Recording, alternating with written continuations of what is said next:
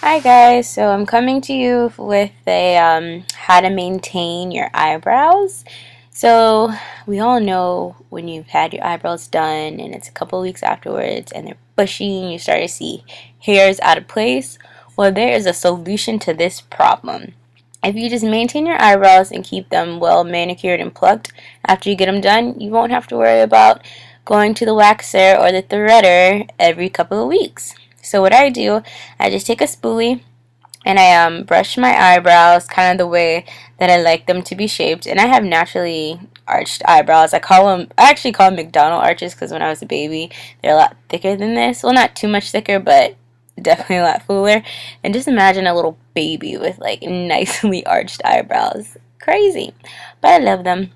So I take a pair of tweezers, and I got mine from Walmart, and I just start tweezing the hairs that are a little bit stray around my eyebrow area. So if you see maybe an area where you see a couple of hairs growing in, just go ahead and pluck them while you can and while they're not so thick. And sorry, I lost focus right there, but just try to, when you see the hair start growing in, just start plucking them. And what I do, I see the outline of how I want my eyebrow to look, and I just pluck any hair that's around the area that should not be there.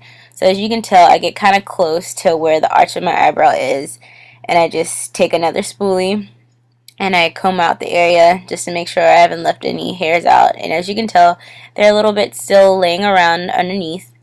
So I go ahead and I take my tweezers and I begin to pluck those as well.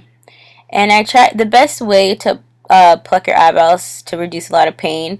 It's good to pluck them right after you get out the shower because your pores are open, which makes the hair follicle a lot softer, and the pores open so it doesn't take as much pressure pulling out the hair. And also, if you get your tweezers very, very close to your skin, but not to the point where it's pinching it, and pull your hair at an angle as the hair grows out, that will reduce a lot of pain. And also I take a spoolie for like the third time and I brush it some more just to make sure all the hair is falling in the right direction. And if I see some hair that still needs to be plucked, I go ahead and take care of that.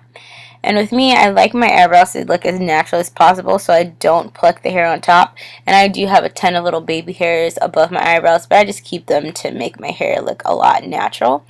And the tail of my eyebrows, I usually don't really fool with those because they're fairly thin and I don't want to over pluck them and then reduce my eyebrow length by a ton. So I kind of keep them as natural looking as possible because some of the hair may not all be in the same line, but I keep them. And then once I'm finished, I just repeat on the other side.